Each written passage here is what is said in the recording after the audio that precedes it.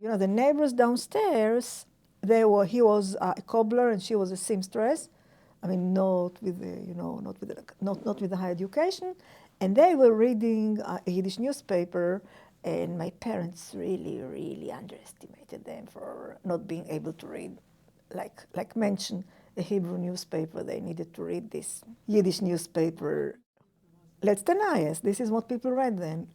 So that's it. So this is, but you know, even now, you know, I remember it only because somebody once said that they are reading Letste, but who would pay attention? And you know, if they read Letste, they're really uneducated people.